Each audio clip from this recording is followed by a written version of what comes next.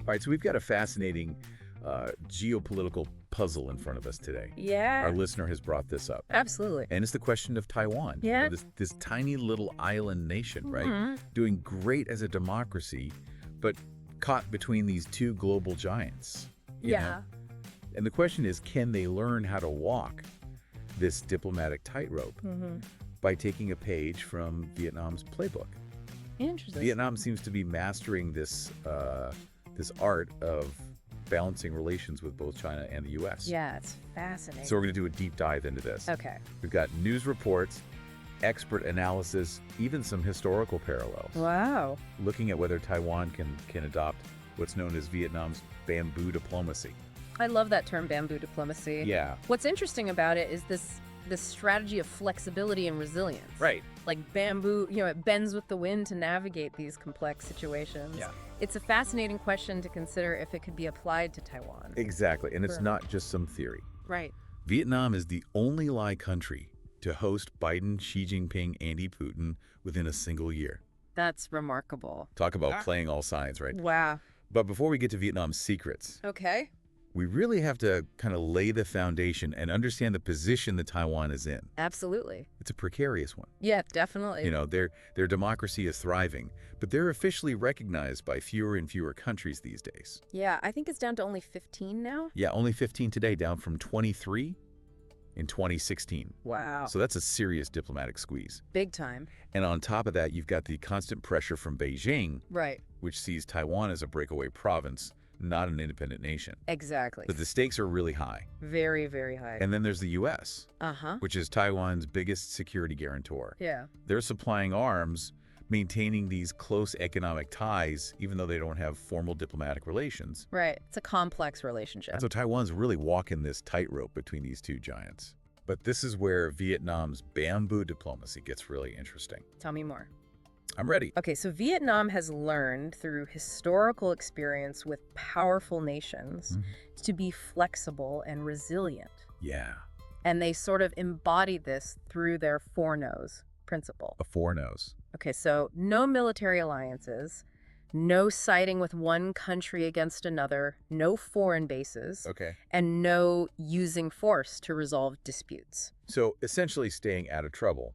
Exactly. But does it actually work? That's the question, right? And can it work for Taiwan? Right, because it seems almost too good to be true. Well, let's look at some specific examples Oh, of how yeah. Vietnam manages this balancing act with both the U.S. and China. Okay. So one case study that highlights their success is when the U.S. upgraded its ties with Vietnam in 2023. Oh, yeah. They elevated it to the same level as China, Uh-huh. Beijing, Right. while initially unhappy, ultimately accepted it. Interesting. So why do you think that worked for Vietnam? That's a great question. That seems like such a risky move. Yeah, it does. Was it just luck or brilliant maneuvering? I think it was a combination of strategic calculation and effective communication. Vietnam made it very clear this wasn't about choosing sides Right. or forming an alliance against China. Yeah. They really emphasized their focus on economic and developmental goals. Okay. And they reassured Beijing that strong economic ties remained a priority. Right, because they're China's largest trading partner, right? Exactly. There was a lot at stake for both sides. So it's like they said, hey, we're still friends. We're just expanding our circle. Yeah, exactly. And it's clearly paying off economically for Vietnam. Oh, absolutely. Right. They're attracting investment from both sides, securing trade deals and becoming a manufacturing powerhouse. Yeah. They've become a key player in that global supply chain, particularly for electronics and semiconductors. So Vietnam's bamboo diplomacy seems to be working for them. It really does. But now let's connect this back to you, our listener, Okay. and the million-dollar question. Okay. Can Taiwan pull off the same feat? Yeah. Can they bend like bamboo, too? That's the crux of our deep dive today. Yeah. And unfortunately, the answer is more complex than a simple yes or no. Oh, boy. Yeah, We're in for a ride. we are. All right, let's get into it. Let's do it. I think the biggest challenge is how China views Taiwan compared to Vietnam. Oh. For Beijing, Taiwan is a breakaway province, Right. not an independent nation. Yeah.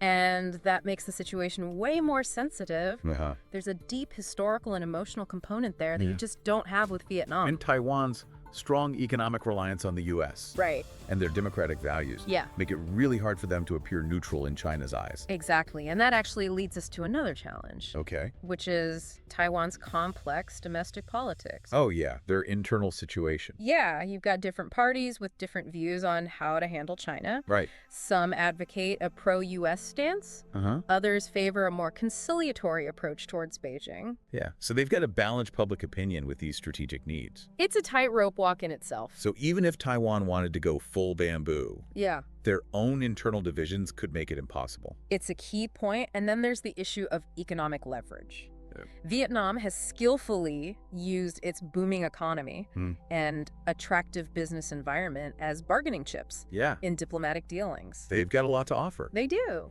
Taiwan, while economically powerful, Yeah, relies heavily on a single industry, semiconductors, right. and that reliance creates vulnerability. It does make them susceptible to pressure. So it sounds like maybe a perfect bamboo diplomacy Yeah. might not be in the cards for Taiwan. It might be too difficult to replicate, exactly. But are there still lessons they can glean from Vietnam's playbook? Absolutely. There are still valuable takeaways here. Like what? Well, one key lesson is the prioritization of pragmatism over ideology. Okay. Vietnam consistently puts its national interests first, even if it means working with former enemies. Pragmatic. Exactly. They make calculated decisions based on what benefits their country, not on ideological purity. That's interesting. It seems like a tough pill to swallow for some, It can be. especially given the strong pro-independence sentiment in Taiwan. Yeah, definitely. But another valuable lesson is the strengthening of regional ties. Okay. Vietnam actively engages with other Southeast Asian nations, building this network of support that reduces reliance on any single superpower. So spreading the risk. Exactly. It gives them more diplomatic room to maneuver. Don't put all your eggs in one basket. Exactly. Build relationships, and you've got more options when things get tough. Right. And the final lesson, which we Right. kind of touched on earlier, is the strategic use of economic leverage. Yes. While Taiwan's economic situation is different from Vietnam's, Yeah, they still have considerable economic clout. they do. The key is finding ways to leverage this in diplomatic dealings. Absolutely. It's about playing your cards, right? So Taiwan might not become a bamboo bending master like Vietnam, Right. but they can still learn some crucial moves. Definitely some valuable insights to be gained. But you know what? Let's step back for a second That's- and look at the bigger picture here. Right? To really understand where Taiwan stands today, Yeah. we need to rewind a bit Okay. and explore how this geopolitical chessboard was set up Interesting. after World War II. Yeah, that's a crucial period. Because remember, the end of World War II marked the defeat of Japan, Uh-huh. who had occupied Taiwan for 50 years. Right. And that, in turn, reignited the Chinese Civil War. Oh, yeah, between the communists and the nationalists. And that led to the creation of the two Chinas that we know today, Exactly. with the defeated nationalists fleeing to Taiwan. Right, so by 1949, Mao Zedong's communist forces had triumphed, leading to the establishment of the People's Republic of China on the mainland and the Republic of China governing Taiwan. Right. And that's where the roots of the Taiwan issue lie. So the seeds of this conflict were sown in the aftermath of World War II. They were, and the U.S. also got deeply involved in the region around that time. They did. First as an occupier of Japan, and then as a key player in the Korean War, which broke out in 1950. So the U.S. saw the spread of communism in Asia as a major threat, It was a huge concern for them during the Cold War. and they pledged to protect Taiwan from a communist invasion. Right. And that U.S. commitment to Taiwan's security Yeah, became a cornerstone of the region's geopolitical landscape. it did. However, the U.S. also recognized the strategic importance of engaging with mainland China, which led to a gradual shift in U.S. policy. Ultimately culminating in 1979, Yeah. when the U.S. switched diplomatic recognition from Taipei to Beijing. Under the One China policy. So the U.S. acknowledged there's only one China, Right. but never explicitly stated which government they consider legitimate. Yeah, Beijing or Taipei, it's this strategic ambiguity. So they're essentially trying to play both sides, keep everyone happy. Exactly. It's a delicate balancing act. Has it worked? It has to a significant extent. Okay. This ambiguity has allowed the U.S. to maintain close ties with Taiwan, even without formal diplomatic relations, Right. while also engaging with China as a major economic and strategic partner. So for over 4 decades, it has contributed to maintaining peace and stability. In the Taiwan Strait.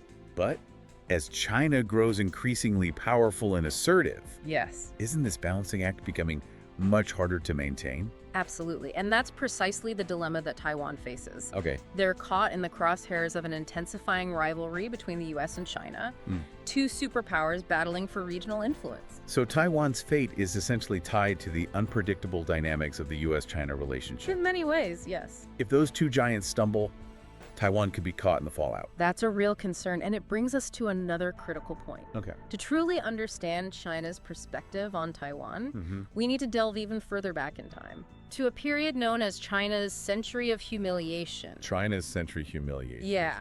This period, spanning the late 19th and early 20th centuries, is crucial for grasping the depth of emotion and historical baggage that informs China's current stance on Taiwan. China's century of humiliation. Yeah. That sounds pretty ominous. It was a period of intense upheaval for China. You know, internal conflicts, foreign invasions, a loss of territory and sovereignty. It left a deep scar on China's national psyche. Right. And it really shaped their worldview and foreign policy even today.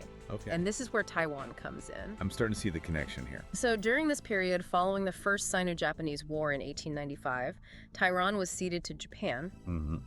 This loss, a direct result of China's weakness and inability to resist foreign powers, was a profound humiliation for them. So Taiwan became like a symbol of China's vulnerability on the world stage. Exactly, and that feeling of humiliation of being carved up by foreign powers is something that the Chinese Communist Party has often invoked to fuel nationalist sentiment. So for China, reuniting with Taiwan isn't just a strategic goal. Right. It's about righting a historical wrong. It's about restoring national pride. Wow. This historical context is crucial for understanding China's perspective. Yeah.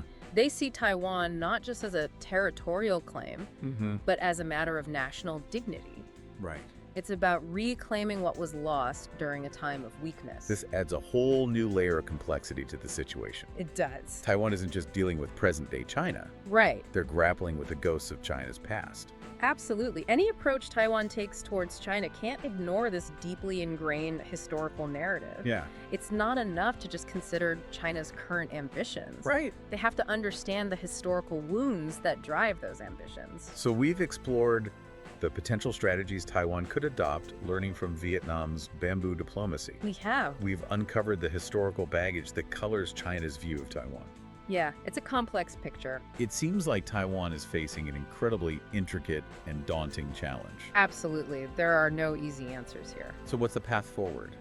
Any path forward for Taiwan will require strategic thinking, diplomacy, and a good dose of adaptability. Wow.